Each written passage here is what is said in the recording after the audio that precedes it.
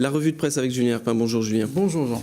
On commence cette revue de presse avec un pari fou dans Presse Océan. Et oui, et ce pari fou, c'est celui d'Yvan Bourgnon, le navigateur qui est originaire de Saint-Brévin. Ce pari fou, c'est celui de nettoyer les océans. Double page dans Presse Océan, donc, avec cette image d'un quadrimaran, un bateau immense de 60 mètres de large, de 40 mètres de long. Son nom, c'est le Sea Cleaner, et son ambition, c'est de nettoyer les océans. Yvan Bourgnon qui a constaté au cours de ses périples sur les mers que la situation se dégradait considérablement sur l'eau, avec des plastiques notamment un peu partout.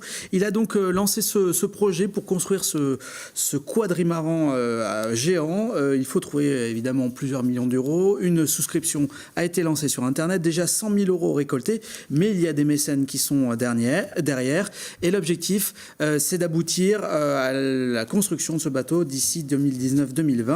On s'est embarqué dans un sacré truc, dit Yvan Bourgnon, et effectivement, ça a l'air d'être un sacré truc. Mètres de large. Déchets toujours, mais cette fois dans Ouest France. Oui, parce que Yvan Bourgnon, avec son bateau, ne peut pas aller sur le périph', mais pourtant, il faudrait, parce que nous l'explique Presse Ouest France, les déchets se ramassent à la pelle sur les routes. Un chiffre, 500 kilos par kilomètre. Et par an, sachant que le périphérique fait 40 km. Jean, vous avez jusqu'à la fin de cette revue de presse pour savoir combien de kilos de déchets sont ramassés tous les ans sur les bords des routes, des canapés, des meubles, des emballages. Et une particularité que nous explique Ouest France, c'est que un partenariat a été noué avec McDonald's, la chaîne de fast-food, qui bien souvent retrouve des emballages de ces magasins, de ces restaurants sur les bords des routes. Et donc un partenariat avec Nantes Métropole pour accompagner le ramassage sur les routes des agents.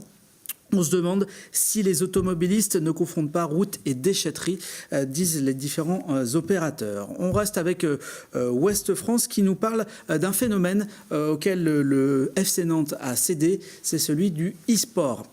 Le e-sport, c'est le sport électronique, le sport sur console de jeu par exemple. Et pour cela, le FC Nantes a recruté non pas un joueur de football, mais un joueur de e-sport. Il s'appelle Adrien Viau. Il mène une carrière de commercial à la Banque Postale et en parallèle, il a été recruté et il est payé par le FC Nantes pour jouer des matchs sous les couleurs du FC Nantes, des matchs sur console. Le responsable marketing du FC Nantes l'explique. Il s'agit de diversifier les relations avec les supporters.